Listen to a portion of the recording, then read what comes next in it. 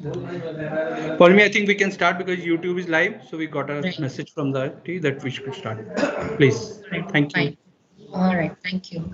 All right. Good afternoon, sir. Good afternoon, everyone. Welcome to this session of Synergence. This is a part of a series that we created, uniquely crafted for our students before we start with the rigor of the academic year.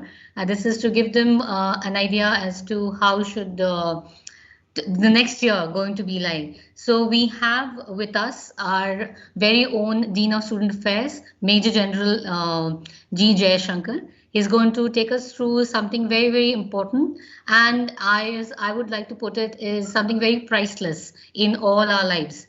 I mean, it's not something that we get to buy, but it's something that we grow up with throughout our lives. And this is something that we build our lives on and we live on that. So what are we? What defines us is it's basically what Sir is going to talk about today. So before I tell you what the topic is going to be for today, Akash, we can move to the next slide. Also have my team member Akash helping me out with the slides. There's something very interesting and very close to my heart that I wanted to share with everyone. It's a quote by Warren Buffett where he says that you look for three things in a person: intelligence, energy, and integrity.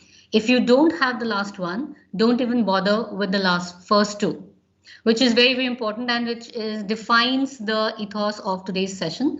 So to briefly introduce Major General Jaishankar, as we call him Jai Sir, he is Akash. Can you move to the next line quickly? Yes. So values and ethics is in the real world is the topic of discussion for today. So to introduce Sir, he is at Shiv Nadar University, the Dean of Student Affairs.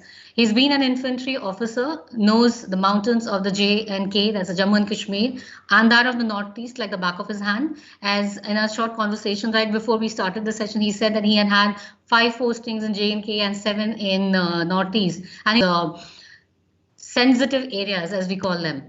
So his tenure with the Indian Army included various ranks from the company commander to the divisional commander. He's dealt extensively with foreign establishment and their armies, and he specializes particularly in the affairs of China. He's an expert in China and he speaks Mandarin, which is very, very important, of course, to understand that place. Some of his assignments include India's defense attaché in Beijing, Mongolia, and North Korea, as well as the commandment of the Indian military establishment in Bhutan. Director of the UN peacekeeping. He has served in active UN peacekeeping in Rwanda right after the genocide there.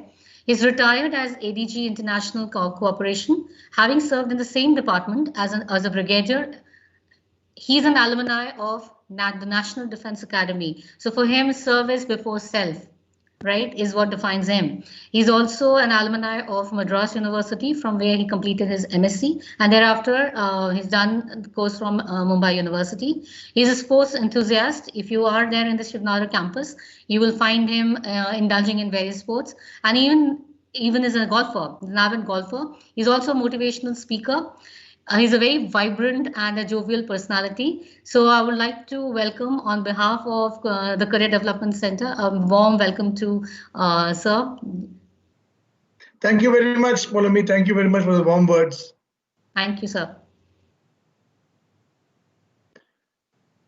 Good morning, good afternoon, and Happy New Year to everyone. Thank you very much for those kind words, Paulmi, and I'm looking forward to today's afternoon session.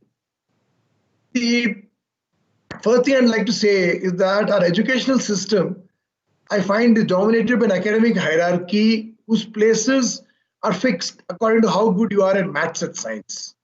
And we have created a skewed educational system that overvalues quantitative abilities. The cramped intellectual atmosphere of the coaching factories in Kota and elsewhere may define success in cracking a specific kind of written entrance tests, but little else in life. But all of us here do know that we will not be surprised if you all end up working in a company that doesn't exist as yet in a few more years, or be seen working in industry, not just a company that doesn't even exist today. This is what the pandemic has taught us also. So it's obvious that specific skills for these kind of situations cannot be taught right now. what our youth need today is a broad array of values and knowledge that will enable them to know how to acquire the wisdom and skills to work out the ways of solving these problems with these situations will provide. Success is not just, um, a science, but also an art. And the most important aspect of all this is the human values, which will shape success in life, both as an individual, both at home and at work. So let me put up a little presentation for you to help me, highlight a few issues.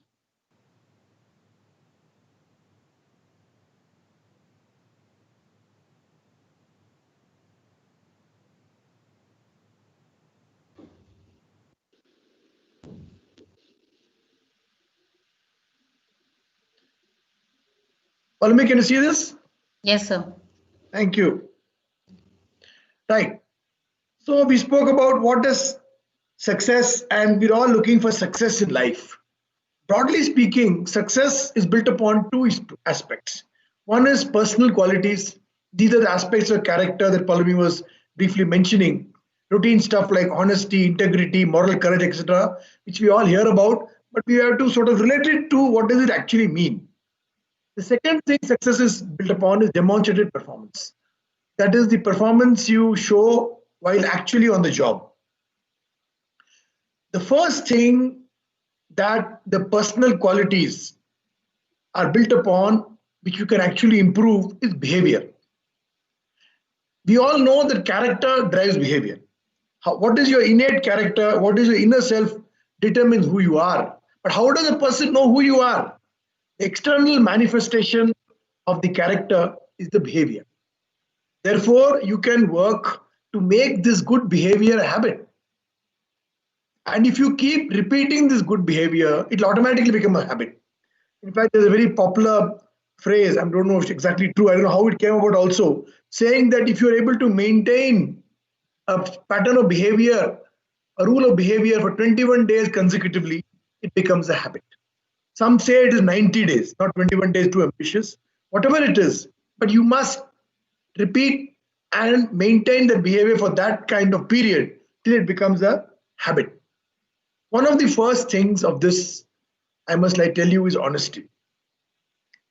Most of my talk today centered around my 2 years here as SNU, close to 2 years, and what I've experienced. Everybody looks at honesty in some grand way. Honesty is not some, corruption, or honesty is not some kind of a big deal. Honesty is built into every single part of your life in small ways. No showing, taking petty things or small things casually, that these are all not exactly being dishonest.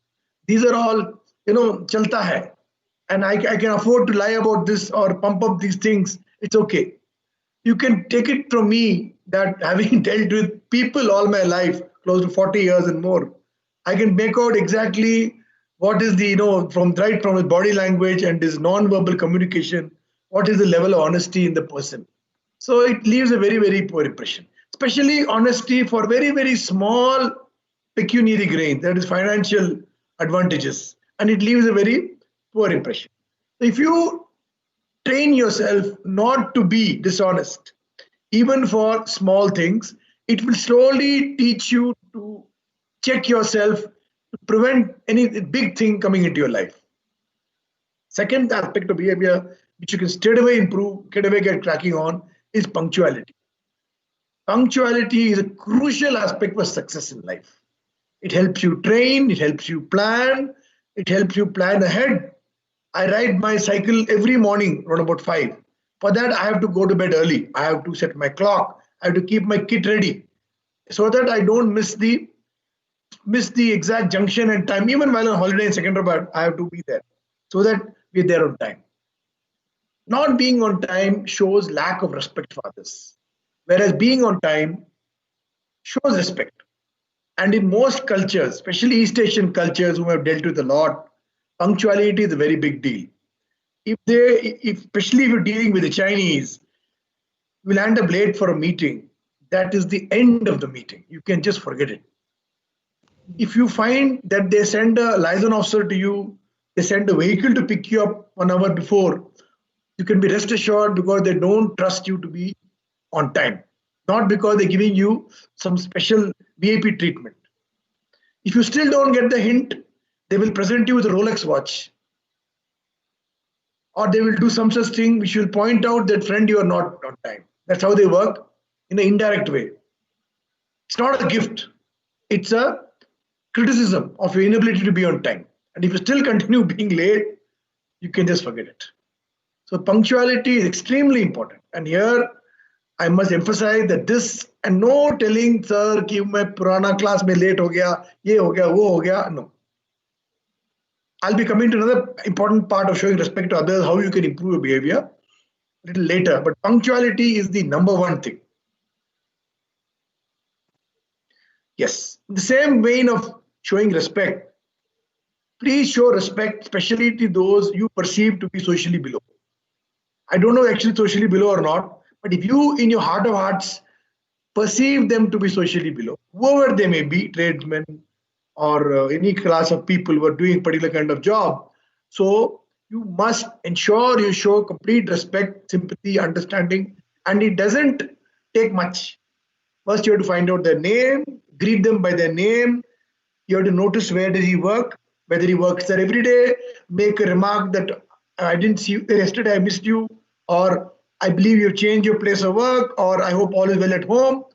And if you give them a time to come and do something for you, or you have to go and meet them somewhere, kindly be on time. So please show respect for these people.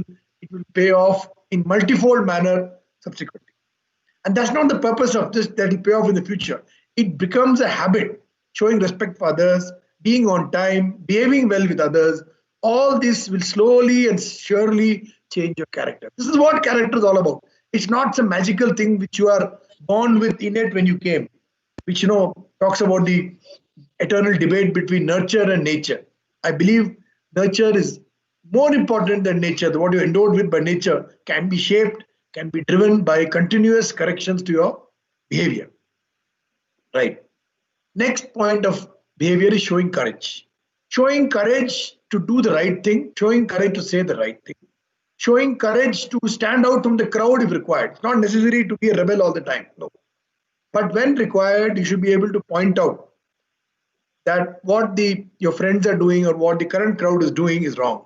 It's not an issue that I will not be in with them if I point out. No. That shows lack of character and lack of loyalty to the organization to which you belong. If there is something genuinely wrong, then you must have the courage to walk up to your superior, your guide, your mentor, whoever there, the organization, and explain to him why you all think. Discuss it out with him. Right? And more importantly, at your level, when you start stepping out in the real world, it is courage to say, I don't know this. It's courage to say, I didn't understand what is this all about. Can you teach me? And you'll find the doors will open for you magically. Sitting behind and being a know-all at age 20 is laughable. You're not expected to be a know-all. I don't even consider myself a know-all at age 60. I've come to a new career path. There's so many things I don't know. So much terminology I don't understand. I shall have no hesitation in asking somebody, 30 years my junior, I didn't understand this. Can you please show me how it's done? Or can you show how it does work?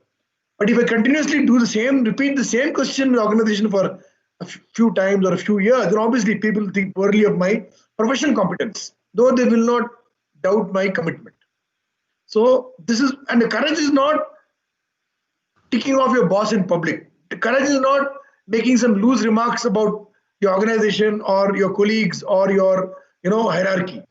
That is foolishness.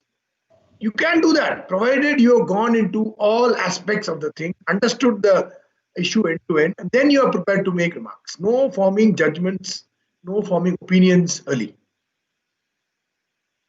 One of the primary drivers of behavior is attitude. Attitude to life, attitude to how we react, especially to adversity. This determines our ability to grow, our ability to learn. So you can develop a positive attitude by looking for the gems, looking for the lessons in each situation. I was just mentioning to all of you about my daughter. I'll be talking about children quite a few times, but I believe it's important that everything begins at home. You must practice what you preach. My daughter was supposed to join some course in UK, but she didn't join because of Corona. So now she's doing a winter job uh, in a beach resort in Kerala right now in some winter vacation, some kind of coordinating job. I told her go enjoy yourself, so she's enjoying. So today morning she rang me up and told me we had a flood last night in the resort, everything got flooded. And how did we react to it? She wanted to describe me how they reacted to it. I'm very happy to hear that. It's not so much flood ho gaya, so later no. Find alternate accommodation for your guests. Make a sing song out of it. Make a dance in the rain. Do something so that you can learn how to deal with it. I said, do you learn about the tides? When the tides come and the tides go? She said, yes, I noticed how the tides change. So that is what is all about attitude. It's not looking and mooning over the current adverse situation. You must look for opportunities. Be passionate about what you do. Whatever you do, be passionate about it. And if it doesn't give you enough passion after some time, give it up. But the second part of the sentence is give it time. Passion will not develop overnight. Once you understand more and more about it, it will take time. In fact, initially, it may be very painful. It may be unrewarding. It may be difficult to fathom what is so great about this. But it will take time. The rewards may come later on. So don't be in a hurry to reject something. Everything needs time. Give it time. Right. Attitude is not like changing. I don't like flipping a switch. Okay, I had a bad attitude. Now I've got good attitude. You flip the on-off button and you have now he's a guy with good attitude. No, it's a process. It's a process at which it needs continuous work by you. Make small shifts in the attitude. For example, develop an exercise routine in the morning or afternoon, whenever. I must spare so much time for the exercise. And if you find that there are certain days of the week when you can't do the exercise because of other commitments, then you either cut it out of schedule that day or reschedule it to a different part of the day, or you work some other thing, do some sitting activity or whatever it is so that you are able to develop. And you train yourself, you drive yourself, you discipline yourself so that that new routine slowly develops into an attitude towards whatever you're trying to develop, fitness or meditation or relaxing the mind or whatever it is. So the small shifts in attitude will, in the process towards developing a proper attitude, will ultimately result in good behavior, and good behavior will result in marked improvement in a character. Then these changes which you are able to measure, like you lost some weight, or you feel you are feeling fresher in the morning, or you don't feel that energetic, less energetic anymore in the evening, you have maintained same energy level through the day. Then you keep reinforcing what is it I did that helped me do this. So reinforcing the little changes, either a positive way or negative way. If I'm not working, please drop it. But keep looking at yourself. And one of the best ways of doing this is physically standing in front of a mirror. Physically standing in front of a mirror. And I used to tell this that spend a few moments standing in front of the mirror in the evening and tell yourself loudly or while lying in the bed, what have I learned today? But say, today I have learned so and so. Today I have learned that getting up at 5:15 instead of 5:30 gives me 15 minutes extra time. Today I have learned that this plant which I thought grows next to, so I'll mention about that also, doesn't work that way. Today I have learned that the lapwing bird in SNU has got a nest near the road divider near the thing. Today I learned that the lapwings don't nest in the trees, they nest on the road or in the jhadi next to the road. I'm not so sure if it's correct. Let me check it out tomorrow. So tomorrow I go and check it out. Okay, it's still there. Right. Now I know. Then you go on to further. Yellow wattle lapwing rests near the road. Does the red wattle lapwing also go there? That's your next question. Right. So you will slowly, this is a slow behavioral change which will develop an attitude of good observation and good conclusion by your personal observation, not by some WhatsApp message or some rubbish forward on social media. No. Yeah, it's a good parallel to think of a golf swing. Golf swing is a steady, simple swing which can vary between about 60 miles an hour to 140 miles an hour. Somebody like Tiger Woods swings at 140 miles an hour. Somebody like me swings at about 80, 90 miles an hour. I would have been swinging much faster when I was younger. But the pattern of the swing so that the ball contact or the follow through at 90 degrees at the point of contact and the amount of divot you hit will change as per the conditions of your age, your the ground, the slope, the humidity in the soil, etc., etc. But the you repeat the swing and repeat the swing so that it becomes a muscle memory. And you can hit the swing without thinking, finally. So that should be the focus of your change, that it should become a muscle memory, and it should be a easily repeatable thing without any sort of thinking about it. So naturally, one can predict that Paulomi will react to the situation in this manner, because this is how she is designed to react. That's how she always reacts.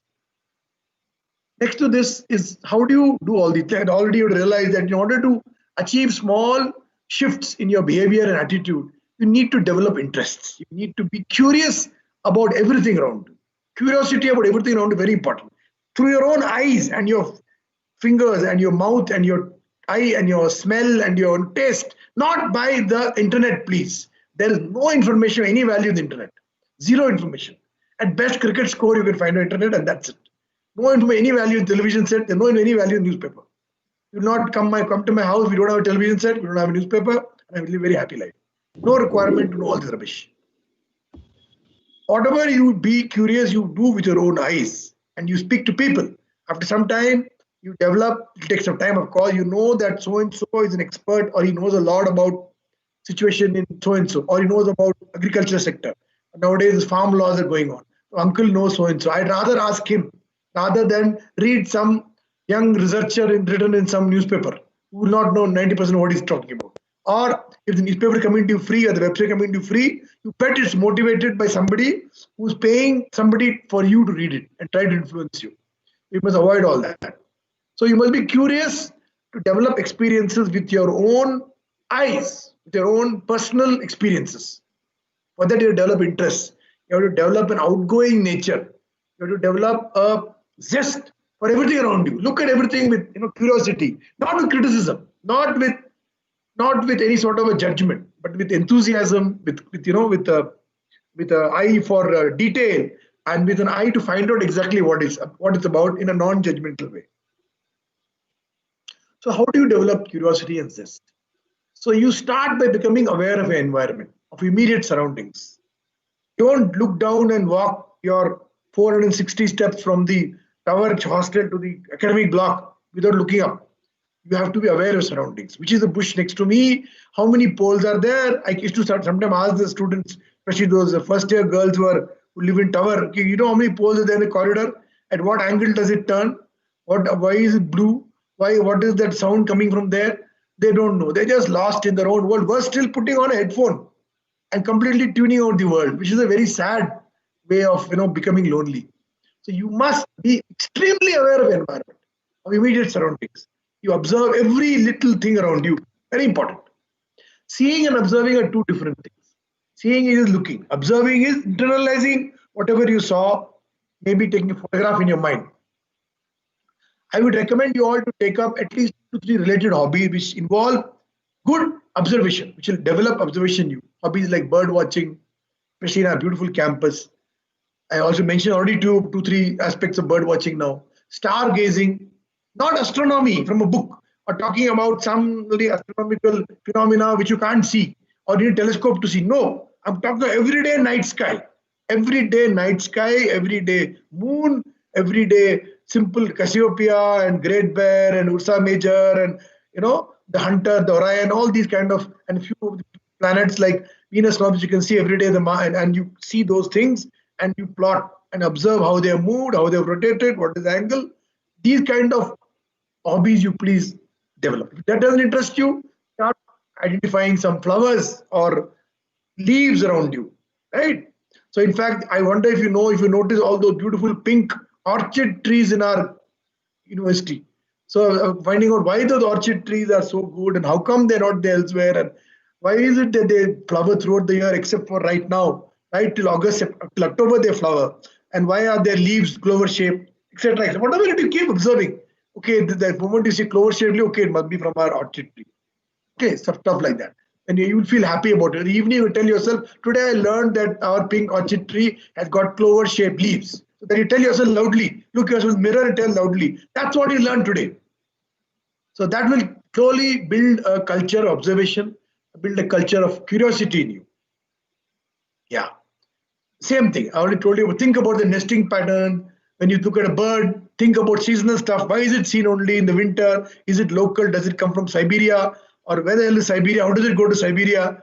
And is it Siberia or some other place? Is it just Tibet? Or is it just from Sikkim or something? Any other cold place? So then you have to ask them, look up stuff, read stuff, ask people who know, and then it will make you more and more interested in the hobby. And you find you're getting interested, then it becomes a passion. Like I said, develop a passion, it requires time. It doesn't become overnight. You don't look at a bird, oh, I'm not interested in bird watching, I'm interested, but no. It takes time to develop. It takes time to develop. Give it time. After some time, when you find it's not a value, then you can drop it. Yeah. Meet people. Talk to people. There's nothing in that phone screen, I keep telling, of value. Ask your elders in the village about the night sky, what they used to see when they were young, what is the change now. Meet people, talk to ordinary people, big people, small people, whomever you can, talk to everybody equally. You'll be surprised to know the amount of jnana chaiwala can give you. Make friends in Dadri. I keep asking people this. How many friends you have in Dadri? I haven't found our students have very many friends in Dadri. They have friends in Greater Noida and all sorts of funny places, but not in Dadri. You live in Dadri, damn it. Why don't you have friends in Dadri? You think, oh, they're all Western UP people, they're a bunch of murderers and thugs. No, that's not true. They have a life too. They live there. Their family living there. Don't they live there? Yeah, I'll give you an example. I'm living right now, speaking to you in my house in Secunderabad. My garden is Secunderabad. We built a new house over the last 1 year, year and a half maybe. And we started laying out the garden early part of the year. I live in Dadri, mind you. So I observed over the years, I've observed closely what kind of plant grows here, where, in what kind of environment. So when we started making the garden, I called a consultant, so-called consultant, referred to me by somebody, architect, some foreign experienced fellow. We gave a big plan, which involved more of civil works and construction rather than garden. And then he gave a consultancy bill of some lakh odd rupees. So I said, where is the garden? Damn it, you're only making fountains in our garden, guy. So he could not give satisfactory. He showed me some slides in a PowerPoint. I said, yeah, this is not what I want. Then I spoke to the couple of local guys, one Gurkha boy called Raju comes here now. And I told him what I have observed. And 80% of whatever my observations were right. And I learned a lot from him, balance 20%. Like I understood that next to so-and-so thing, a banana will grow. Next to the compost pit, the lemon will not grow, but the papaya will grow. So put the compost pit there. Where should be the position of the rainwater harvest pit? Where should can an almond grow? Almond can grow. If almond cannot grow, in my opinion, almond could grow. If grape can grow, almond can also grow. Grape used to grow before, so put the almond. Then we had different opinion about the grass. Their arguments yet to be settled. Grass, one kind of grass is there. Let's see what happens. But pomegranate, mint, this patch can have mint. It's still experimenting. But the point is that a garden is a project, is a result, and not even one plant has died, whatever we have planted. Because to first assess carefully what will grow exactly there. And I'm not though my family used to be tea planters, but I'm not a planter by profession or agriculture profession. But it is by sheer observation one can come to a conclusion exactly what will grow where. And it takes great pride and satisfaction knowing that your predictions came true. I want to show you a little clip, which from the movie Lucy, which I'm sure many of you would have seen, which for me is the pinnacle of observation. And the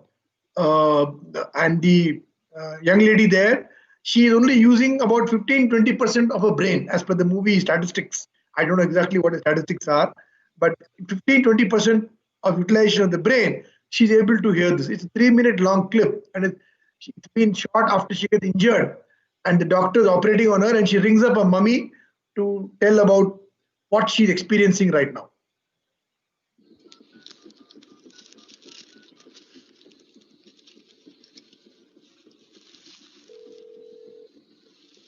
Hello? Mom? Hey, Lucy. Baby, it's great to hear from you. But what time is it over there?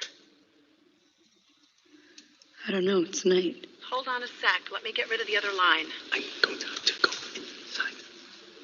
I'm back. You're not partying too much, are you? You promised me you'd look after yourself. I'm trying to, Mom. I am trying to. Well, thanks for calling out of the blue like this. Your father's going to be sad he missed you. He isn't home from the gym yet. Usually you call us in the morning. Mom? Yeah? I feel everything. What do you mean, sweetie? Space. The air. The vibrations. The people. I can feel the gravity. I can feel the rotation of the earth. The heat leaving my body. The blood in my veins. I can feel my brain. The deepest parts of my memory. Sweetie, we have a bad connection. I can't hear you so well. What did you say about memory? The pain in my mouth. When I had braces, I can remember the feeling of your hand on my forehead when I ran a fever. I remember stroking the cat. It was so soft. The cat? What cat, honey? A Siamese with blue eyes and a broken tail. Sweetie, you can't possibly remember that. You were barely a year old. I remember the taste of your milk in my mouth. The room. The liquid. Sweetie, what are you talking about? I just want to tell you that I love you, Mom and Dad. Sweet. Right. That is, in my opinion, one of the most phenomenal, hold on.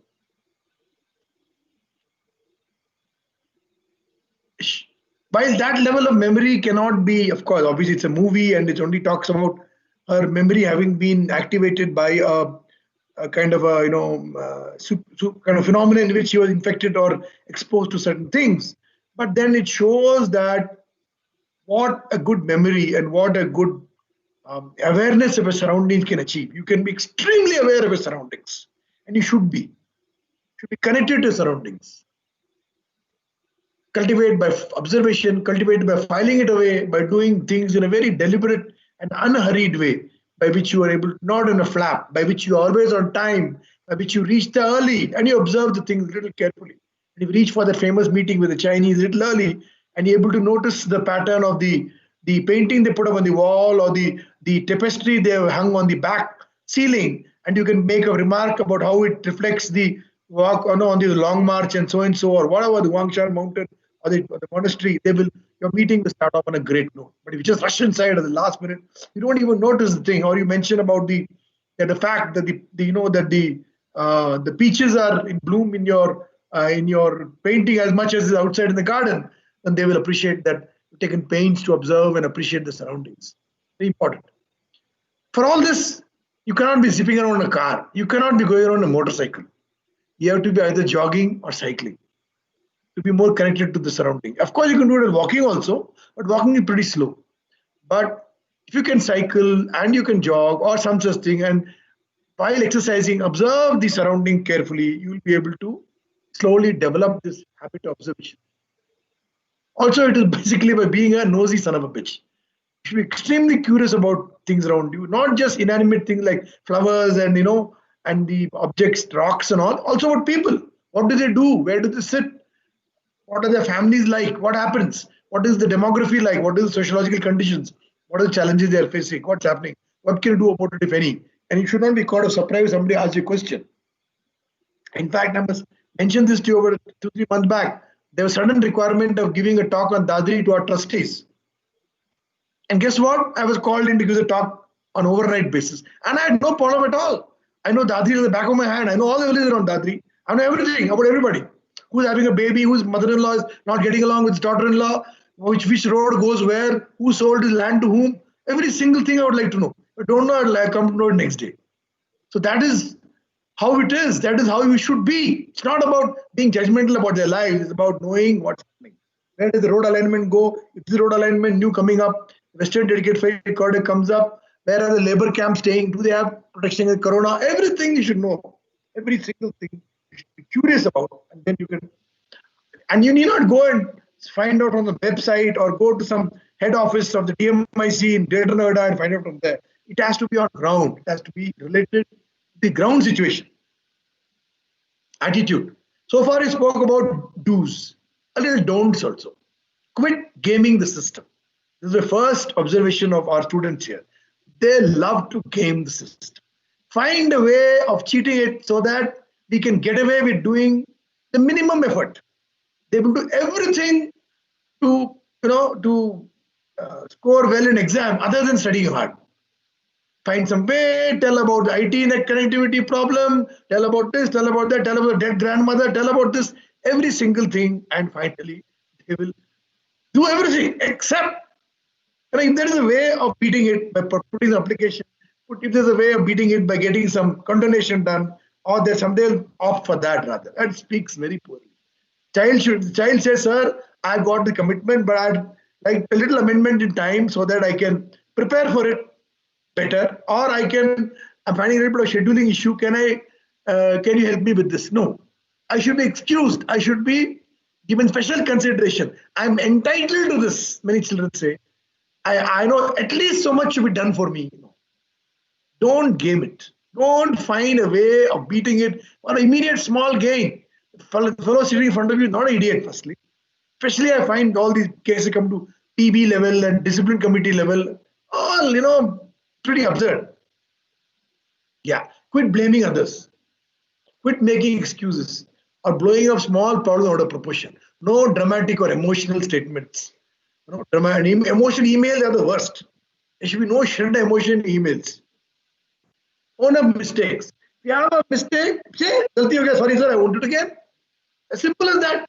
Sir, I'm sorry, I just thought I will experiment with smoking weed. It turned out to be stupid. I'm so sorry, I won't do it again. Bas. You get punished. Yes, you get punished. You're not the enemy. The enemy is the smoking. Enemy is the weed, not the student. And there have been students here who have caught, and I told them. I told the parents also came asking for all sorts of things and telling all funny things. I am a big investor in some company which provide jobs to a student. I was pretty laughed in his face. I said, yeah, if a student is joining a company, they're joining the wrong company. You're going to come and talk to me like this. And, so I told the kid, you learn. You did a punishment. You did a mistake, you get punished. Face it. But you're not an enemy. You come back doubly strong. And I'm happy to say the student will come back doubly strong and in fact top some of the courses also after that. That is the way to approach these things. And not, okay, galti hota hai, youth hai. Obviously, a youth making a mistake is far less serious than somebody elder. Also, don't keep on saying, give me one more chance. Ek, do baar ho gaya, teen baar ho gaya, then no. That looks pretty silly. Sometimes you claim to adult, and then you say, give me one more chance. So that is one of the big aspects of adulthood, of taking responsibility for your own actions. Okay. Do not fear failure. J.K. Rowling is a good example. She, in 1 year, was rejected 12 times for the Harry Potter book. And she kept persisting, and then finally got a big break. Initially, it was sold, I think, about 100,000 copies, and later on, it sold much more. It became very popular. So, yeah. And all these, gurus will tell you, oh, smile, have a firm handshake. That is not attitude. And it's all the attitude. It starts, just a start to attitude. Attitude comes slowly, incrementally, what I told you, by changing your behavior in small steps and processes so that finally you have changes your character itself. For that, attitude must eliminate ego. You cannot place yourself on a pedestal that you are too big to learn, too senior to learn, to, stuff like that. No, you can't. I'll give you an example of my own son, Tejas. Tejas was a normal kid like you, DU kid, did commerce and all, smart kid, school captain, this, that, and the other, sportsman, had a very bad accident 1 day before his final exam. He was selected for Google. He was selected to be in the World Economic Forum at Davos. 12 kids go, one of them, to be some sort of internship there. But he had an accident and he broke his back at 42 places 1 day before a motorcycle accident. Never once someone was brought to the hospital and all that. Long struggle of recovery. Never once did he say, Papa, dard hota hai. Papa, ye problem ho. Yes, Papa, I'll come back strong. Papa, I will become the best and show you and show myself. did some courses on strength, just to keep himself fit while lying in the hospital bed for months. Couldn't even pass urine initially. Google him. Then he won the world India's strongest man twice. Now and then he opened his own. He did his own thing for the last 7 years. Struggling. He wants to be a strength entrepreneur. He and a friend opened a number of gyms. The gyms went fat during the Corona period. 27 odd gyms they had, fluid gyms. Now before that they started in kind of a online training system. Now he's working on that. Doesn't take a single day off. No weekend, no Sunday, no Saturday, no Christmas, no New Year. Didn't even come here during New Year. He works hard. Not once you will hear him telling that dard hota hai ya mera kya hoga. No, that is attitude. And I'm glad I injected that in him. It's not easy. He's lost a lot of money. He took a bank loan and started life. Papa could have given him, no, but he was too proud to take a loan from me. He took a bank loan, started his life. Of course, we are here to help whenever he requires it, whenever he asks for it. But he will be damned if he asks for it. Right? So now next week is his trials for Commonwealth Games, I think. Oh, let's hope he makes it. Makes it. Doesn't make it. There's one door shut, another door will open. Right? Now his gym business got hit. He'll try to open a online teaching business, something like that. And so he has to work hard. So there is not attitude is everything. It isn't the situation which determines the outcome. It is the attitude towards the situation which determines the outcome. Yeah. One of the main things of this is get up. I've read this many times. I'm sure you must have also. Get up, dress up, and show up on time. No matter how you feel, get up, dress up, and show up. They spell the difference between life and death, between the positive and negative attitude, between the courage to face life and accept defeat. Whether it's a class or a job, a relationship, showing up is so much of it. Excellence, not perfection, but just that if you don't show up, how will you improve? If you don't show up, even to fail, you cannot learn. You cannot improve. So you must show up.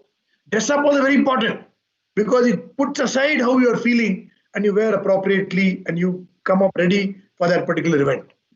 It shows perseverance, it shows commitment. I already spoke about getting up early as part of this dressing up and showing up. The best habit you can cultivate. Make your own bed. There's a very famous talk by Admiral McRaven, who speaks in one of the University of Texas commencement addresses about the value of getting up early and getting jobs done. Make your own bed. First thing you get up, see your bed made well. In fact, the academy we had to make it up square. Even the sides of the bed had to be fitted with cardboard so that it looked absolutely square. So it improves your morale that my bed looks good. One job well done. The first job in the day is well done. And dispatches you hopping back into the bed. And all this business, I am not an early morning person, or my brain works better at night, all bloody very weak arguments. Health benefits, exercise, meditation early in the morning are unmatched. That extra hour, whatever the hour may be, it may be 3 a.m. and not 5 a.m. because you have got to work at 4 a.m. No problem. 3 a.m. then that 1 hour extra is your time. It's not driven by schedule or a calendar or a timetable. That 1 hour you have to give yourself. That eliminates the danger of the comfort zone. When everything is routinely set out in front of you and you don't have any challenge to challenge yourself, to test yourself. Yeah. Work ethic. Work ethic is related to, again, attitude. What is this? There's no such thing as failure. If you did something, didn't work, it's not failure. It's just a feedback that didn't work. Okay, let's try it some other way. Or let's maybe amend this particular method or amend the input, whatever it is, then just a feedback. That is what is work ethic. Hard work. For that, obviously hard work. And at this stage in your life, there's no such thing as work-life balance.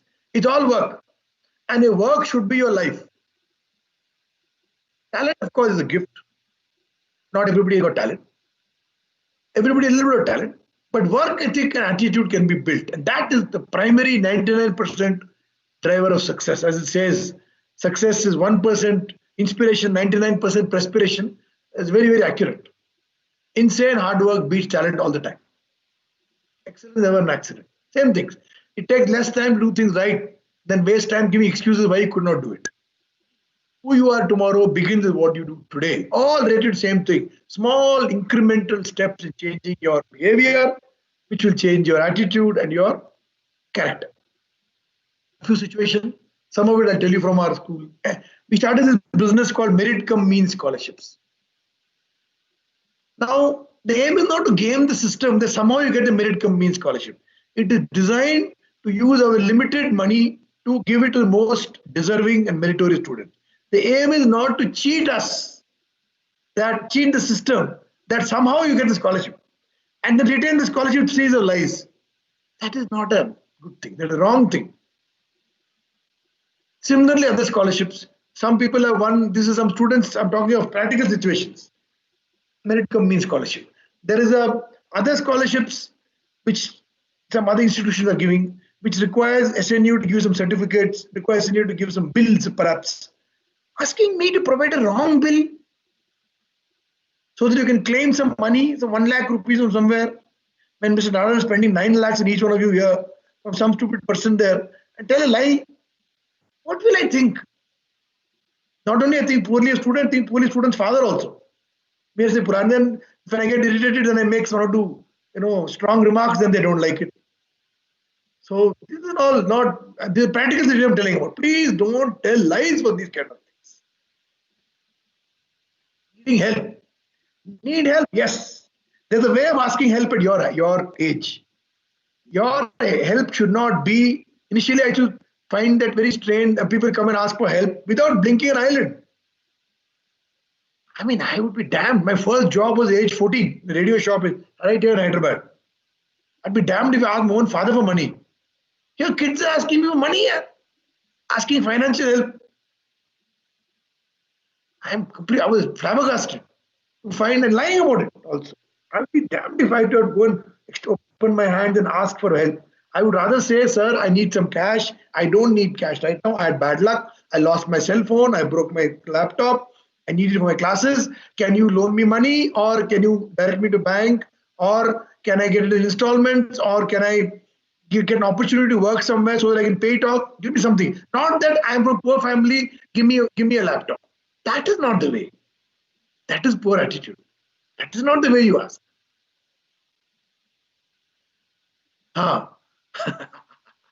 January we opened this window for students to come back. Suddenly everybody is facing poor connectivity. Till December 15 they had excellent connectivity. 16 December the connectivity failed. House renovation. Because one or two students were given permission to come here based on house renovation. So there's 50 times rise in house renovation activity in the last 8 days. 50 times rise. From 1 it become 100 now. Or 2 it become 100. 100 students, house secretary, all of them. Some of them even collapsed due to earthquake. It didn't collapse recently, just last week it collapsed. Other things like, I'm not aware of how this turned up in my cupboard, oblique drawer, a weak bloody excuse. I would still, if you didn't know, I would say, sir, it's my cupboard, I don't know how it came, but I'm responsible, I'm sorry, it won't happen again. You can punish me for it. Not, I just don't know, I was not in the room when it happened now. Weak excuses, incapable of assuming responsibility is my conclusion. Yeah, but on the other hand, I would say certain things. Like, sir, it was dark, I could not recognize with certain. You want to save your friend? Okay, fine. From getting caught, as long as it is not something terribly morally wrong, some chota mota thing, then you can say, sir, I didn't recognize him, it was dark. Or, I was not looking that side, whatever it is, that's still fine. Because you feel a sense of loyalty to your friend. But if you're hiding something truly bad that boy has done, or the previous ones, that I would rate as a lack of character, lack of values. So you have to learn to differentiate what is standing up for your group, standing up for your people, and what is standing up. And again, in this situation, if loyalty to an organization, loyalty to SNU determined that you must call out that boy for harming another person or doing something bad to the university property, then it is your responsibility to point it out. Frivolous complaint, same thing. Frivolous complaint, blowing it up, making all sorts of things just to waste my time and leave a very poor impression. Yeah, eliminate the sense of entitlement. You are entitled to this, bullshit entitled. Nobody owes you anything. Nothing. No one owes you anything. Not even your own parents. Learn to be unemotional while expressing something or emailing something. Is it too much to ask? It's a common phrase I hear. Yes, it's too much to ask. It's too much to write such a thing. Learn to work with your hands. Respect those who do. There is this Indian thing of not respecting people who don't work with their hand. No, you must work with your hand. From my side, if you're an engineer who cannot fix a puncture, you're of no use. We're an automobile engineer, give some theory about Boyle's law and all, nobody use. I can always Google Boyle's law. What I need is a puncture fixing guy on ground. How dare they analyze situation? When they're talking about so-called, people whom you perceive to be socially inferior than you, cards, wards, and all. No. How dare they? What do you mean, how dare they? Doing their job. Yeah. Your behavior speaks about a character to others. That determines how they will deal with you. Whether they want to deal with you at all, how well you fit in the group. And also, finally, if you're going to be despite all this, if you're going to be an asshole, despite poorly behaved, always coming late, always doing also the funny thing, please be the same thing. Do not change your ways and tune just because the boss is looking, or just because somebody is observing. Have some conviction about yourself. I will always wear chappal and come. Fine, have some conviction. Not that you'll only wear chappal when you're tackling somebody else, and when confronted by somebody else, you will wear a proper Oxford shoes and go. No, that's not all. Then that shows what? Hypocrisy. Now we come to values at workplace. First thing, there's nothing like an app for downloading professional competence. You have to learn only by doing again and again. I already told you this, learn new skills every day. Never know when to become useful. Chinese are saying the snake which cannot cast its skin has to die. If you don't remain up to date, you lose your job. So again, related to curiosity, how will you improve? By curiosity. Read. Especially in the professional side, read. You'll always find gem which will come in handy in your professional field. I'm not talking of non-professional reading or some fiction reading and all. No, I'm talking professional reading. Practice work retina of truth. The story did not end because the world ran out of stones. So people were looking, being innovative, being imaginative. In short, don't sit. Look for opportunities in every reversal. We already spoke about this. Task versus work. A task is just a list. Okay, I'm going to do the following task today. Do this, do that. Let's tick it off. Whereas work is something which you are given. That is you have to organize this activity, or you have to, like in CDC, they have to plan try to ensure the placement of all the students of so and so batch. Let us say Paulomi is working on it. So that is the work. How does she do it? How does she create a task list for it?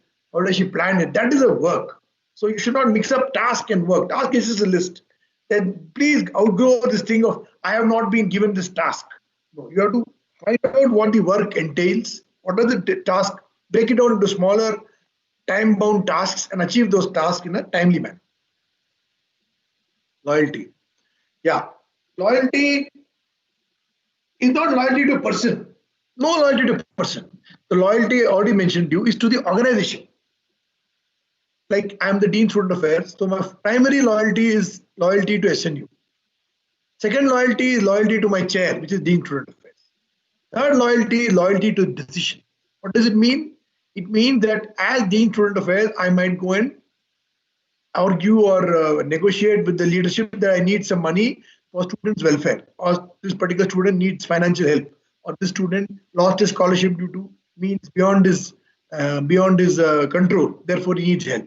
So that is my loyalty as a Dean Student Affairs. But after considering everything, the leadership have decided that sorry, they cannot accommodate the request because of whatever reason they have. Then my loyalty to SNU should determine that I remain loyal to the decision taken. And after there's no, I don't agree with decision, then your loyalty to SNU should come uppermost. That is good for SNU. The decision is good for SNU, which in my heart of hearts I will know. But I was initially arguing for it because I thought I should be loyal to students, my own capacity. But that loyalty is overrated. That is where the loyalty comes in. It's not a loyalty individual. I'm loyal to XYZ appointment. No. I'm loyal to the Vice Chancellor. No. I'm loyal to SNU, not to a person. Remember that. And you are all young. Do, like I already mentioned, start by doing. Don't be scared. मैं करूँगा तो गलती हो जाएगा तो क्या होगा?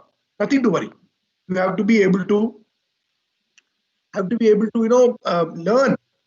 When you start doing something, there's 50% chance that you are right, 50% chance that you're wrong. In the 50% chance that you're wrong, as you go along, somebody will guide you, either a senior or your subordinate or somebody who experienced the job will tell you, beta aisa nahi hota, aise karo, ठीक हो जाएगा. So then 50% again reduced.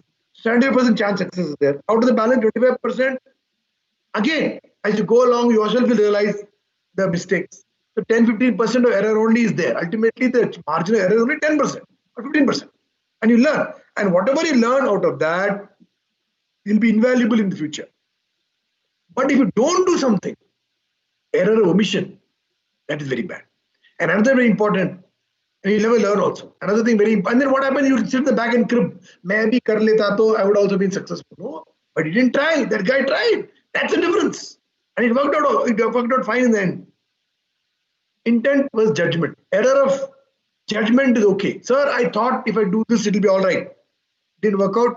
Too bad. Error of judgment. Error of intent. That means you made deliberately an error, especially error relating to, something very serious, maybe with some, some lives in army, for example, or some intentfully for some personal gain or some narrow gain or a narrow view of the organization, you try to do something wrong. That is error intent. Error intent is not excusable. Error judgment is excusable. No opinions, no judgment. At your level, you simply cannot have an opinion. And you must feel proud to say, sir, I have no opinion. Just cannot opinion. And you cannot pass judgment because you're not ready for judgment yet. Learn how to communicate. Yes. Learn how to communicate that you disagree. Learn how to communicate that you have some points to put forward to, some submissions to make. I was telling you that I started my first job as in a radio shop in Hyderabad. Here it's at age 14. 2 years I worked there. I joined the academy. So in evenings and whenever I found time, I was not capable of handling the customers. I could not communicate. The customers used to come and fire me that I repaired their radio and they used to drop it. Invariably those days, tomorrow two radio, handheld radio just come. They used to drop it and the gang used to go out of sync. It's a very small thing, but they come and blame me that you have not fixed it properly. So I couldn't handle to fight with them and all. So then that owner taught me how to communicate with them. And he told them, if I communicate with them, then I will take a 50% of earnings. I said, okay, fair enough. So whatever I used to get a little bit of money only. Then till I observed him very carefully, how does he handle the customers? So it doesn't drive them away also. I learned a lot in those 2 years when I was just 14, 15. How to handle people, how to communicate with people, how to, how to deal with these kind of customers. Yeah, emails are unemotional. I find long emails to students. You can take it from me, I don't read any of them. I only read the first 2 or 3 lines. If it doesn't interest me beyond 2-3 lines, I don't read. So don't bother writing long emails. It's very crisp, very short. Come to the point straight away and start off by saying, sir, I am so and so. Hi, something, how do I don't even know your name or your student of SNU, nothing. I write clearly. My number is so and so. So, which stream, which hostel. I have a request. Bas. Because aap sab bolo. No lamba choda kahani, grandmother fell sick, nothing. Straight to the point. Yeah, internalize all policies in your workplace when you join. Pay attention to very carefully.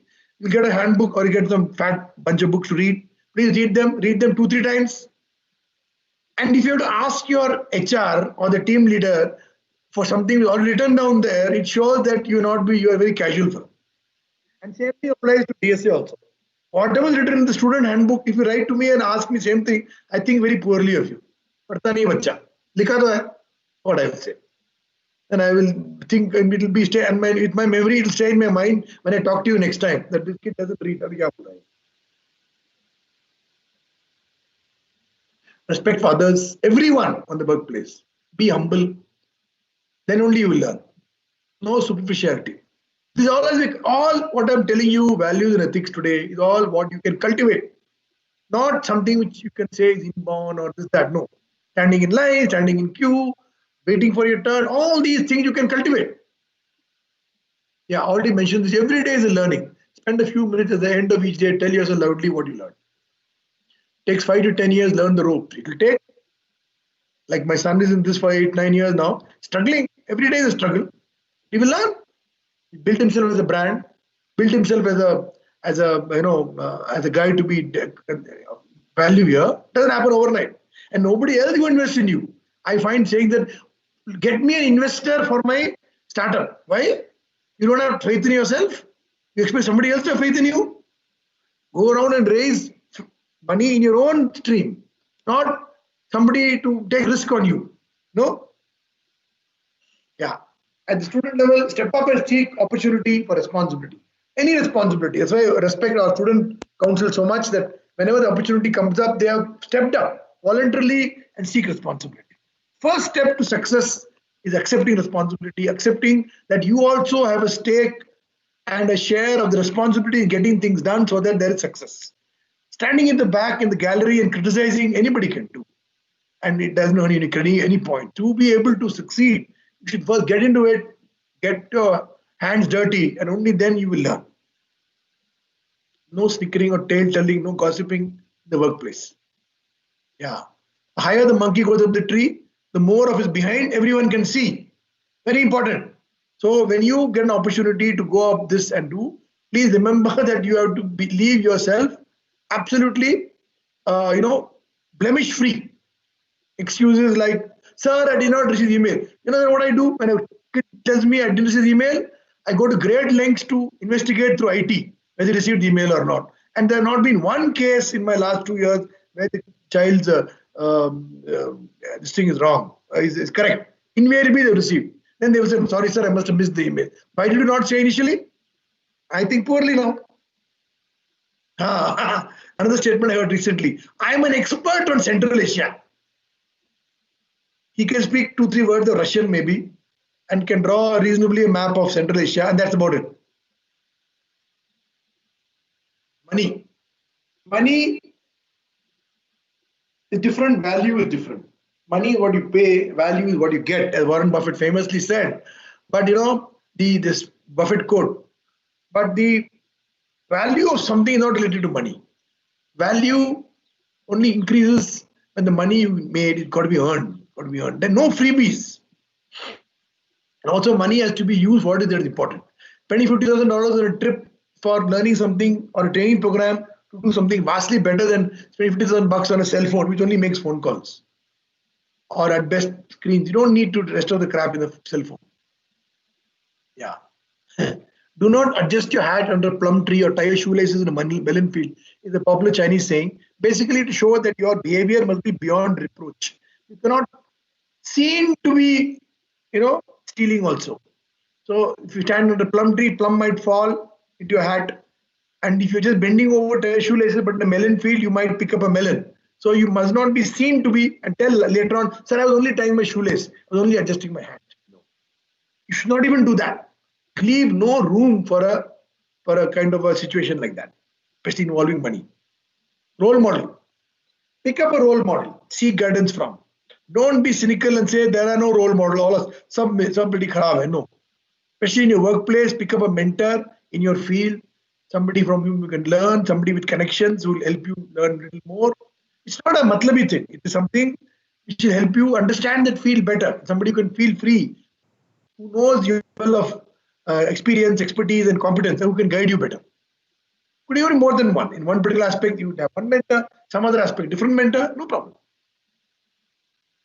Again, what we look for, you will need to cultivate him, a skill set for his skill set, his career trajectory is the same as yours, what you would like it to be, and more importantly, his attitude.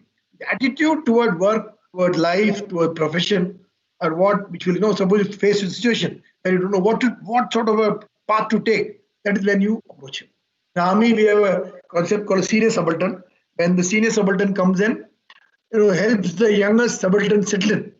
So a very good thing. So in good units, we have got a very good senior subaltern, and if in not so good units, then you have, then of course the situation changes. Life is full of ups and downs, like an ECG.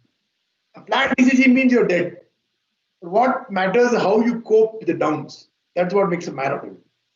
Learn to let go. Don't mind the small thing. Don't sweat the small stuff.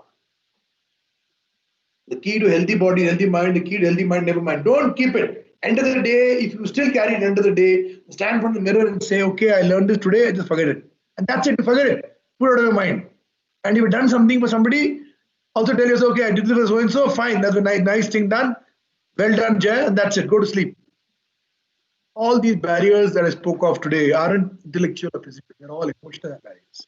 They have nothing to do with intelligence. They have nothing to do with intelligence in the least. How good you are at solving maths problems or some chemistry equation does not spell success in life. In fact, the furthest from it. Another point I would like to say here, year of Corona should teach us Karuna. Karuna is what? Compassion. You treat somebody with compassion. Look at situations with compassion. Look at your fellow human beings, other animals, birds with compassion. Be surprised by the response you get. And gratitude. I'd spoken about this. Those of you who were there in campus on 15th August. I said, "Hum log kritagya hai, kritagyata." What we need to develop is gratitude that we are safe from the corona, gratitude that we are, secure here, gratitude that we still have food on the table, and gratitude to our parents and everything that whatever we are able to enjoy. The one man you can't fool is the one in the mirror. And please do not lie to yourself. I find people lying to themselves also. Do your very best. Rest, leave it to the man above. You don't know what could happen. I can give you any number of personal examples. Now we're going out of time. But I'd like to tell you with hindsight, I don't know what could happen. There were certain sort of negative paths in my, negative outcomes in my career, which happened many times, which later on turned out to be a plus 5-6 years down the line, which I never realized at that time. But I said, okay, so you never know what's best for yourself. There will always be ups and downs. Never, nothing like a perfect time to change things. Start today in small incremental steps, in processes which will drive your attitude and your ultimately your character. Grow up. Yeah, this is all part of adulthood. Grow up is adulthood, not a benchmark you cross based on birth. Here also I'm told, sir, they are adults. But my argument, in fact, Nishant is here, is that he is not behaving an adult. Yaar, bacha hai wo to. Adult doesn't happen just because your passport says you're an adult. Yeah, adulthood is when you don't let somebody else decide for you. And you take responsibility for whatever decision you make, for your action. You say, galti ho gaya, mera galti hai. That is what adulthood is. Some never reach adulthood. They go through life without being adults. It's another thing. Right now, this part of this talk is on the business of placement. It's okay not to know what you want. In fact, if you don't know what you want right now, it's good. You don't fuel your thirst for more exposure, more knowledge, seek out opportunities for exposure, and find out till you genuinely discover what your passion is. Stay thirsty, stay foolish. A famous saying by Steve Jobs. Stay thirsty, stay foolish. Again, it's not the situation determines the outcome, but how you react to it. Again, you talk about daughter. Till recently, she didn't know. She's very clear she wanted to be an opera singer. Let her be. As long as she knows what it involves and what kind of work it involves, it's fine. It's okay not to know what you want. There's no pressure. Success in life is ultimately a journey. Interesting and satisfying journey, not a destination. Success is life well lived. Success is not the number of possessions you leave behind. The last part is very important. You got to leave it behind. You just can't take it with you. The pharaohs tried it. The various Chinese emperors tried it. They just couldn't take it along. You have to leave it behind. For the life has got to be well lived, and people have to speak well of you after you leave, which is very important. Which is not, of course, an aspect for you all to focus at this age bracket. But I should tell you that how well you live your life is what determines success.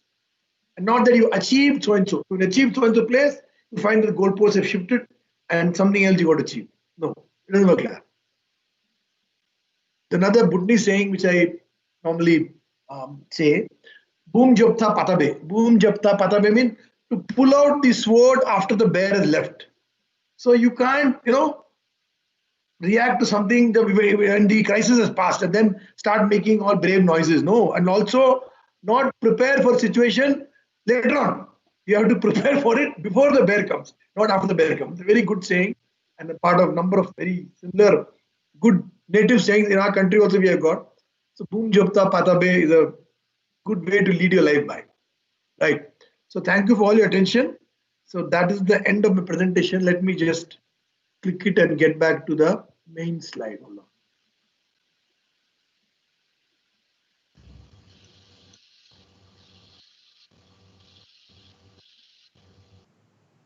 Yeah. Can you all see me? I can't see myself. I can only follow me. No, so we can see you. Okay, I hope I didn't exceed my time, follow me. Not really. Thank you very much. I mean, it was quite an enlightening talk, in fact. So we'll start taking a few questions from the attendees, maybe. But why can't I see myself? Not allowed to see? I think you must be sharing okay. your That would be all screen. right. That's why you Okay. can't see yourself. Right. Yeah, certainly. Go ahead. Yeah.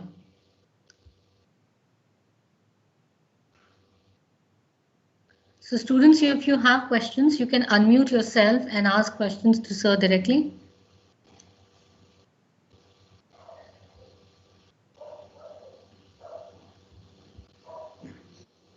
Either they understood everything or they have, or they have not understood anything at all.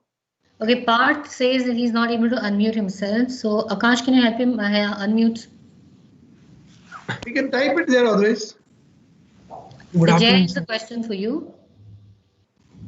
Good afternoon, sir. Am I audible? Yes. Who's speaking? Parth. Yes, sir. Yes. Yes, Parth. Sir, you told us we should quit blaming game, which I agree to like 100% extent. But what if someone else is putting blame game on us? How should we act then? Very interesting. Okay. Let's have somebody trying to answer that question. Anybody? You are unfairly being blamed for something for which you are not to be blamed, right, Parth? Like we are working in a team right now, and I understand. You find that somebody else is blaming you unfairly for a situation or outcome for which you feel you're not to blame. Yeah. Yeah. So how do you deal with it? Very good. Yes. Can somebody offer some ideas?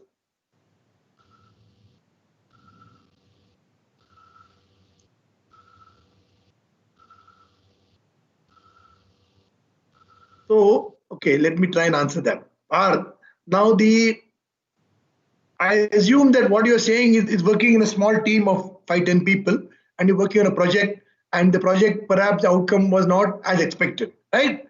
Outcome, or it's going towards an outcome which may not be as desirable as what it should have been. Therefore, firstly, we have to be, the situation needs very effective communication.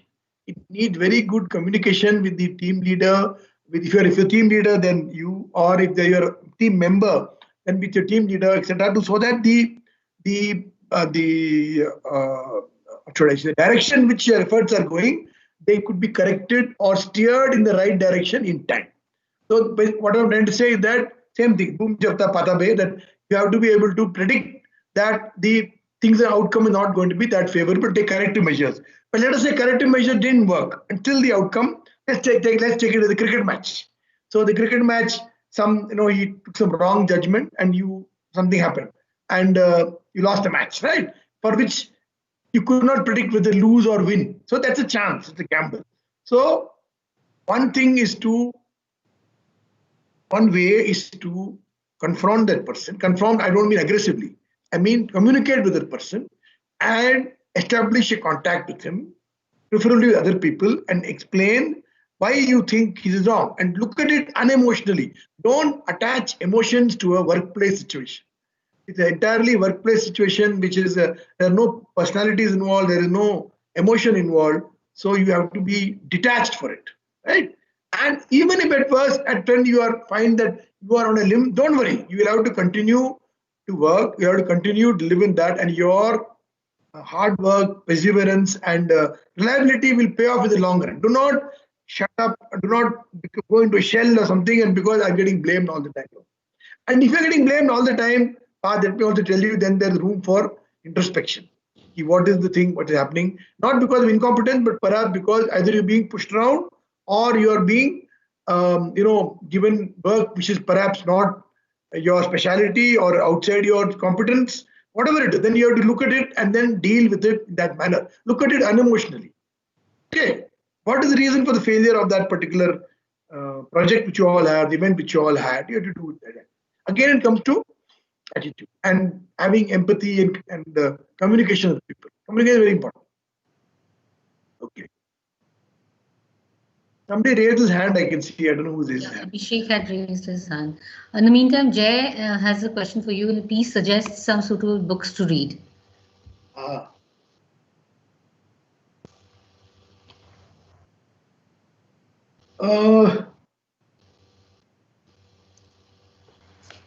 Excuse me, More than sir. books, I would recommend some very good uh, talks. There are about 15 or 20 on particular site. You just Google speeches for a lifetime. Okay, there are about 10 to 15 speeches. Each are about 15 to 20 minutes long. Various commencement speeches at various universities, and some very famous speeches like that of Martin Luther King or Nelson Mandela and all. They be far more value. A book would be too I mean, only a few lines in the book would be worthy to read. Like this talk I'm telling you, Admiral McRaven is also one. The talk by Jim Carrey is one. Talk by Shah Rukh Khan is one at one British university. And very nicely answered. When somebody asked him that, what have you learned in 30 years in Bollywood? He said, me, I've learned how to do lungi dance. He said, no. And it's a very, very beautiful answer. I mean, such a humble answer. Shows I haven't learned anything. It was a long way to go. He didn't give any long-winded answer. He just said, I just learned how to do lungi dance. That's all I'm good for. So, stuff like that. That is one talk. Another one is about this fellow, Bill Gates. Okay, this chap, not Bill Gates, Steve Jobs. Steve Jobs at Stanford. He gave a beautiful talk at Stanford. That's a very, especially I'm looking at those talks which are applicable to students at this graduation placement level, no, which are talk about that stay hungry, stay foolish wala wo bhi hai. Like I would mention about Jim Carrey again. Jim Carrey tells about his father. Jim Carrey's father was a comedian, but he was too scared. He used to do small comedian acts here and there, but he was too scared to take that up properly. So what did he do? He became an accountant. He hated the accountant job. He qualified himself, became an accountant, in a small firm, and went up the ladder for 10, 15 years. Then he got sacked. Lost everything he had. So finally, Jim Carrey says what he learned from his father is that you can give up your dream, take up something which you hate, and still be a failure.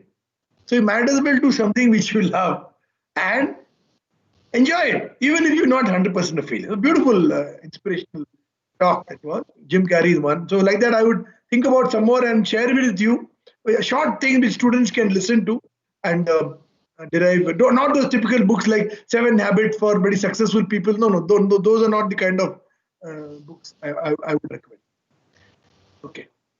Hi, sir. Some talks by even Barack Obama. They are very, very inspirational. Yes, Barack Obama's first talk in 2004 when he was a Democratic Party candidate in the convention is a very good talk about his background. And he spoke about his background and how they came up and things like that. All right, so we have Abhishek Babu who wanted to ask a question. He had raised a hand. Abhishek, you can go ahead and ask the question. Hi, sir. Thanks for the nice talk. I would like to ask you about one thing. What has been done for the mental health of the students who are staying inside the campus during the lockdown time? And as you say that students are not allowed to go outside the campus. If they are going out, you are asking for a 14 days quarantine. Even when the whole world is open now, everywhere the COVID restrictions has been taken place, and people are commuting freely. But even our military is it's like a military kind of lockdown imposed in the campus. So even when others are moving out, for example, the support staff, the staff who are coming and going in a day-to-day basis, they are not being infected by corona. Why just the student has been restricted like this? Is it ethical to just block students' movement for a day out or in, and they have to be in quarantine when others are not? How can you justify this, sir? Abhishek, what has it got to do with today's talk? Yes, your question should be what has it got to do with today's talk? Ethics. See, the ethics is there, like you're saying that you are just. It's a long stretch, Abhishek. I will not answer a question. Okay, I don't feel the need to answer a question. You are one fellow. Let me not get personal out here. I will not answer a question. Next question.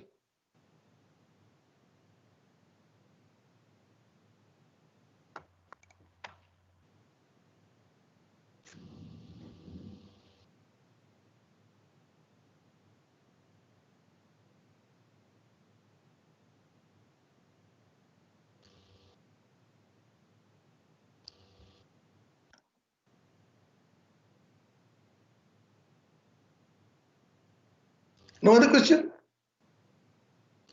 So we're looking for the questions. Akash, if you have any questions on YouTube, you may please forward them here. Yeah, I will summarize the YouTube questions. Sir, Yes. Palmi, I have a question if I'm allowed.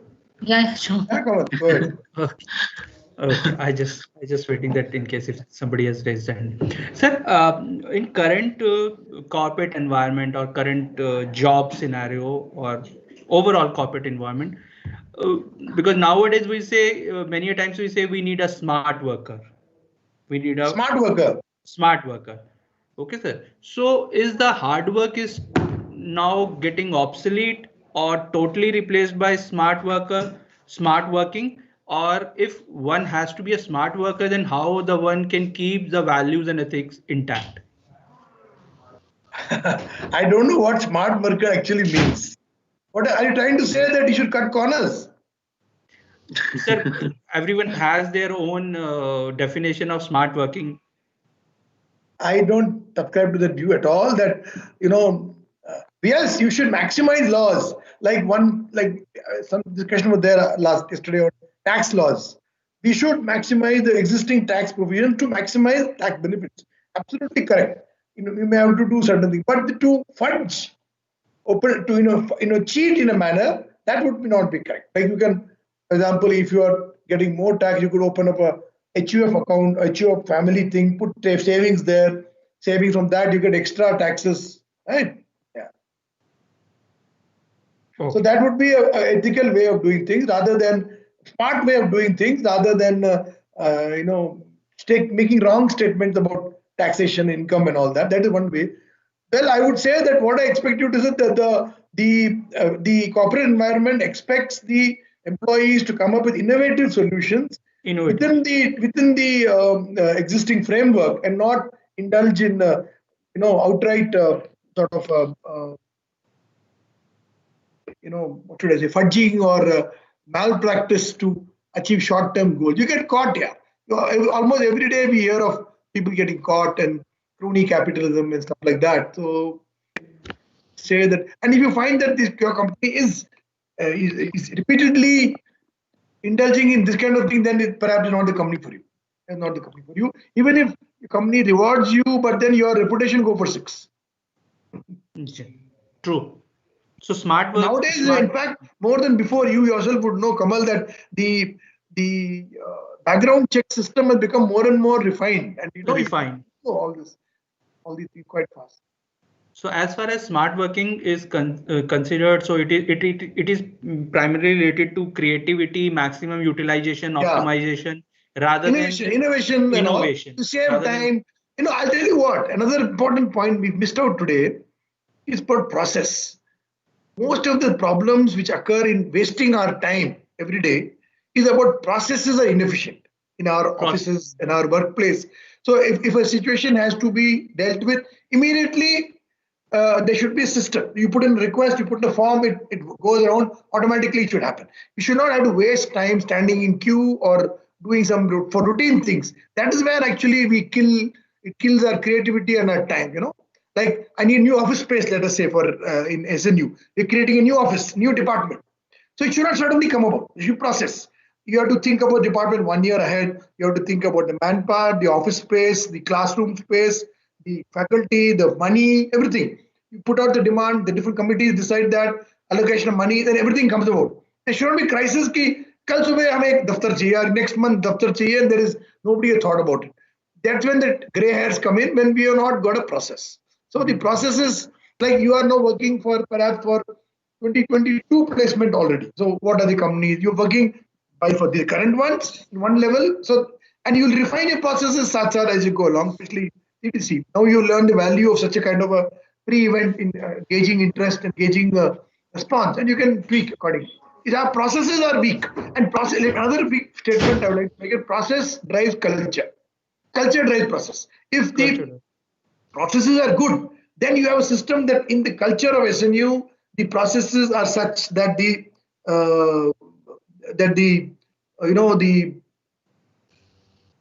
things happen on its own. That everything the ball just rolling, routine thing get taken care of. That becomes a culture.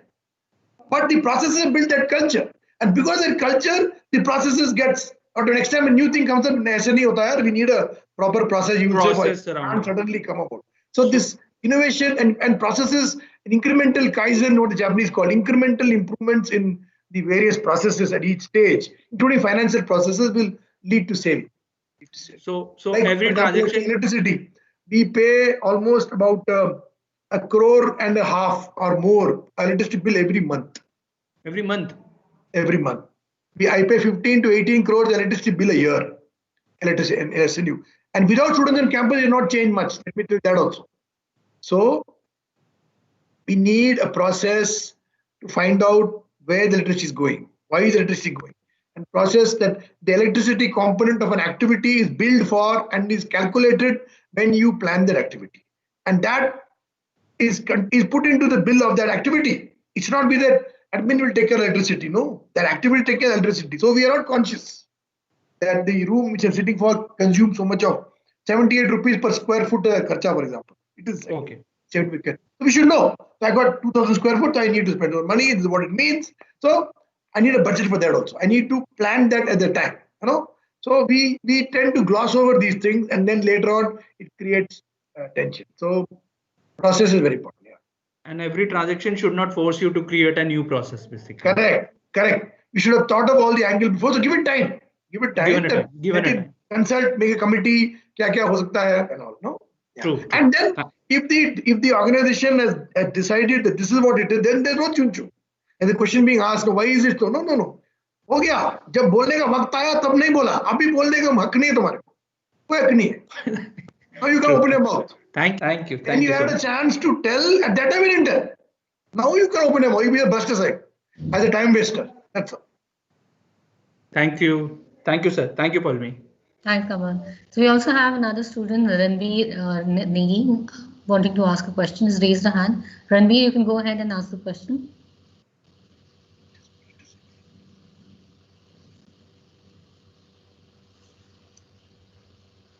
And if you keep doing this kind of thing, no, you'll be brushed aside permanently as irrelevant, unemployable. Right. So in the meantime, Ranveer, I think he's not I'm the call right now. Yeah. Ranveer, you Hi, there? sir. Yeah. Okay. Thank you, sir, for the talk. And my question was just that how do we separate temporary pleasures and our long-term goals? And also, a lot of the things you had said had kind of reminded me of the Stoicism philosophy, which is kind of like being calm and almost without any emotion. So would you kind of promote that kind of thinking we should adopt? Absolutely, Ranbir. You know me well. Unemotional. There should always be a smile on your face. Nothing should faze you. You take pride in the fact that very little in life can faze you. Okay, and unemotional. I couldn't summarize it better than what you said. As kind of a Zen-like response to everything. You are able to compartmentalize your mind and not let emotions. You should compartmentalize your mind in a manner that while you're dealing with situation A separately, situation B separately. See, that's what will happen as you grow older. There will be a domestic situation, there will be a work situation, there will be some family situation, there will be some friend situation, and you have to compartmentalize. You cannot carry your emotions or baggage from one part of your life to another part of your life. There's a very famous story in which there is this carpenter or a house builder who hangs his troubles on a tree before entering home. He has a trouble tree. He goes there and he physically hangs that work jacket on the tree. And he said, there goes my my workplace troubles. And he comes inside smiling. And he goes back, he wears the coat again. He says, such a simple gesture made me, realize the value or realize the importance of not bringing your office trouble home. Absolutely true. That is one. Second, how do you differentiate between there should be no contradiction between your long-term goals and a short-term goal. Why should there be? You cannot fool yourself, Ranbir, by saying that abhi ke liye chalta hai, in the long term I will be a good guy. It doesn't happen like that. It is a series of small steps. You have to cross the river by walking on each stone, chota. Okay. So there should not be a situation. But if there is, then you take a pause back. That how will this affect me in the long term? Am I prepared to accept with the downside that comes of this? And maybe you made a mistake. Everybody makes a mistake. And you have to be able to retrieve yourself back.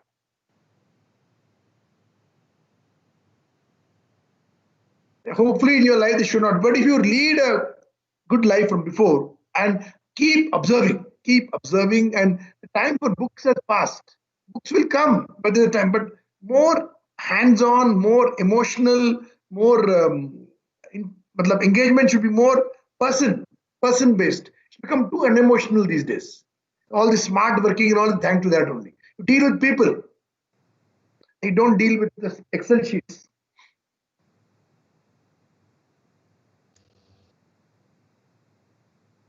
Anything else from that YouTube thing? So I'm looking at that. In the meantime, we have a question from Dominic. So Dominic, Dominic, would you like to ask the question yourself, or should I read it out?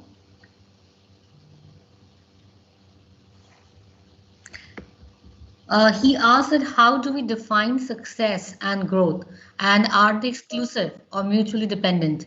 You did mention about it being a journey than the destination. This could be a personal perspective, but how are we looked at from the outside sometimes defines us, and it tends to change our definitions.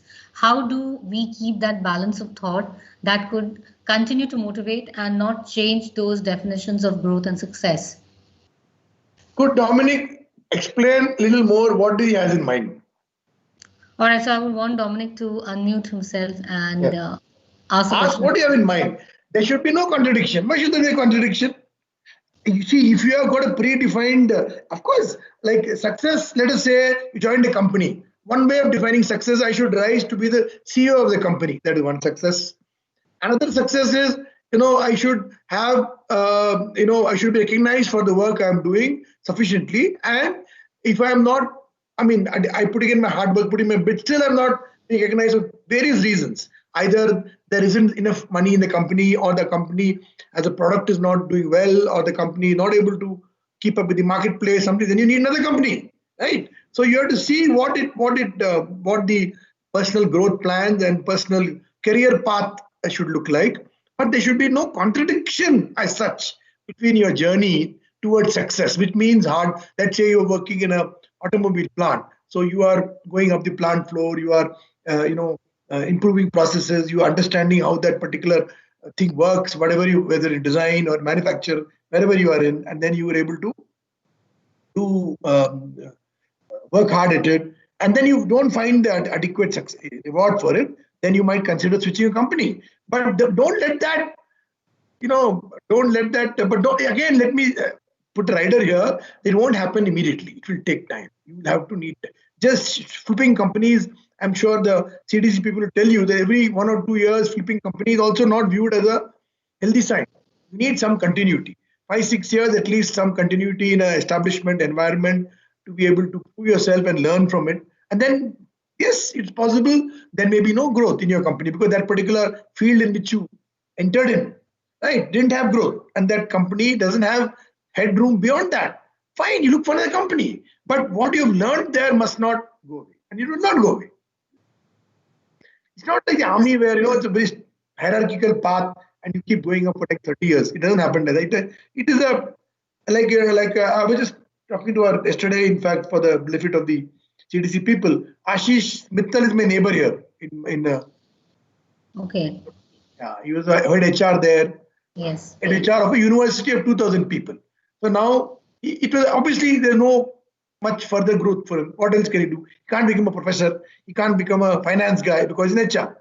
So now he has come to another bigger group, which has got a university, even a football club, and he's doing HR of football club now, in addition to other things, which is a big football club, looking at how to hire foreign coaches. What does it involve?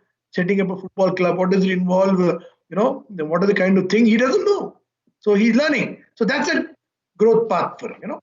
So in pure monetary terms, it may not be. I'm not sure what is monetary terms is saying. It may not be that maybe a small company, but it's a growth path. From my point of view, where he's doing an HR role in a bigger and broader way would be a yes, maybe the next company goes to maybe a bigger or a more fancier company. So the question comes about, is it better to work in a smaller role in a big company, or a better package, or in a growth role in a growing company? The role is important where you can get more experience and more professional knowledge, professional competence going on, even at a lesser pay package. So what determines success I think a CDC will tell you better. But I would always opt for a role which will help you grow, a role which will help you learn more things rather than the pure terms of a package, of a thing. And it's all not about finances, yeah.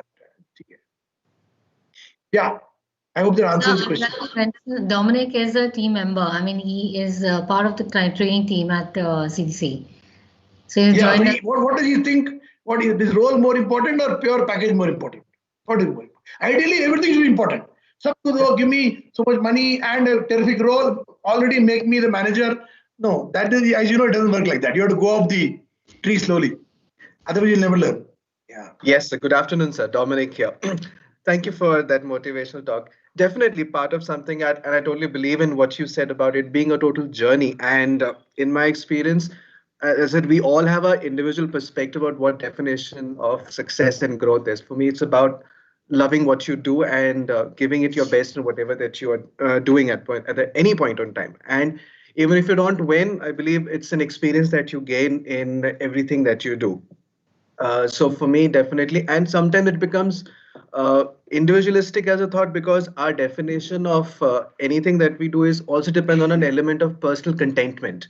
Whether am I content with the role that I'm doing, or sometimes always a discussion between what is contentment, and then people tend to think, are you ambitious or you're not ambitious? Where does ambition talk when it comes to contentment, and where is the line that you draw between the two? So that is a conflict that sometimes arises, but I yes firmly believe it's the journey and not the destination, and destinations can vary, but it's the contentment Yes, of life. absolutely. Absolutely. I think, I mean, it's very well put. The contentment, as you said, and also win and loss, let's say me after 40 years of work, is my view is different, right? Your view at age 25, 30 would be different. What is win and loss on a daily basis? So win and loss is not measured, it's measured differently, right? So like, let's say a poor innings at Sachin Tendulkar level of doing God knows 300, 400 matches different between somebody who's just stepping out into the test team for the first time. For him, even two bad innings may be good, even two good innings maybe, I mean, maybe bad, two maybe good, whatever. So the perception will vary. But as long as you meet, and also it's not that I'm only looking at the big picture and forget about the shorter picture. No, the incremental steps are very important. You have to prove yourself. There is competition, the intense competition. You have to prove yourself against the competition. But aim big. Don't restrict to an aim that I only do this. Look at what you can ultimately become, right? And work toward that. Thank you very much, sir. Thank you. We also have, I think, questions from Akanksha Sharma. Akanksha has raised her hand. Yes, good evening, ma'am. Good evening, sir. So my question was, sometimes being ethical might close some doors for us. Like, for example, suppose if we're in school and if we see some people doing bad stuff like bunking classes or something like that, and like normally our ethical side would be to go and complain to the teacher or like tell them to stop. But even like if we go and do those actions, I think that I might be barred from, like, I might end up making some enemies. So like at that point of time, how should we control the situation? What should we do? What is the correct step to take? The situation in this particular case, you should not go and tell the instructor or the teacher that the kids are bunking. You should tell the students that it's not good to bunk. Have you seen that movie, Scent of a Woman? Which one, sir? Scent of a Woman. Al Pacino. No. Please see the movie. It's a wonderful movie, and he won the Oscar award for that movie. Right? It's a fantastic movie. Exactly what you said. This boy who's from a poor family on a scholarship observes something wrong being done by his rich classmates in a fancy coding school, right? So now the dilemma for him is, should he go and sneak about his parent, about his people, at the benefit of getting some extra scholarship and some benefits, because that particular principal or the teacher, he get very upset about the whole thing. Actually, not a very big prank, small prank, right? Not a very big prank. Or should he not, sneak on his thing? Like I said, sneaking on your friend is one. See, these kids by bunking school, they are not really harming anybody. They are only not maximizing their time. If they're bunking school, like Steve Jobs, he found no value in his course. He dropped out of the course because his parents were working class parents. They couldn't afford the fees, and he found no value in a 60,000 rupee, $60,000 school fees. He found no value. So he bunked out. What did he do? He sneak into those classes where he could. He hung around on campus. He slept in friends' room because he couldn't afford the hostel fees. And then he attended classes like calligraphy, typography. So from when Apple started their first PC with the first OS, they are the first one to have a variety of fonts on the screen. Before that, we had little green dots on the computer, little green dot matrix type of dots. There was no question of fonts. Able to think about that because he didn't attend a computer course, he attended a font course, right? So stuff like that. So it's a question of, was he bunking school? He was bunking, but we're using his time usefully. So you'll have to sort of engage those students to find out or to tell them that what you're doing is wrong. But in that particular case, I would not like to say that this telling the teacher is the right thing. Getting them on board would be the right thing. Okay. Yes, sir. Okay, sir. Like I'm all, see, you must be, look at the overall interests before you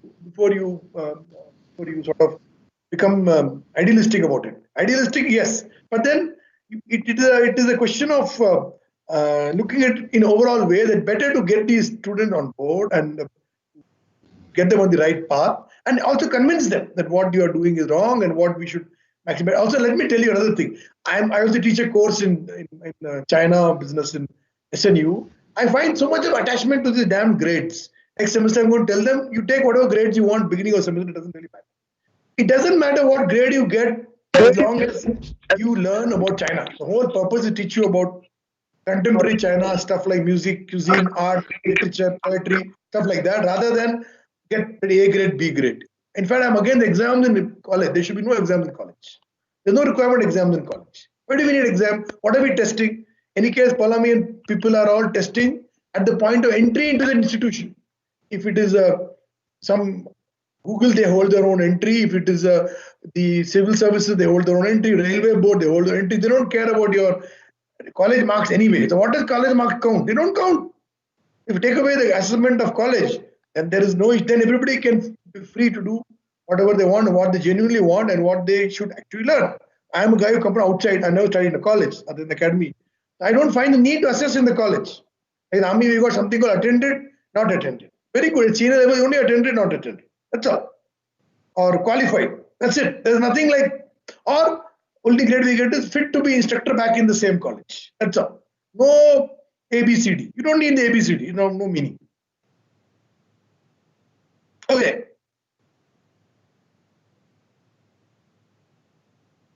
Pallavi, you're on mute. Yeah, I'm so sorry. I just have a question. I came across this quote that there's no right way to do a wrong thing. Correct. So what are your thoughts on that? It's basically, it says don't do wrong thing. And what I mentioned in my talk, that you're spending more time trying to correct that very wrong thing which you have done rather than not doing the wrong thing in the first place. So, like what somebody was also asking today, Ranbir, I think, that can we do chota wrong things just for the current gains and then somehow become good in the long run? And then when I become the boss, then I will change things. It doesn't happen that. People know your path, no? Yeah. All right, sir. I don't think we have any other questions. Yeah, that's fine, I think. Yeah. I also need a big cup of tea now. Yes, of course. I mean, thank you so much for joining in. I mean, during your holidays all the way from Secunderabad. I think Anubha is with us. So I'm sure she's would have something to say for a minute or two. Anubha, if you can just come in.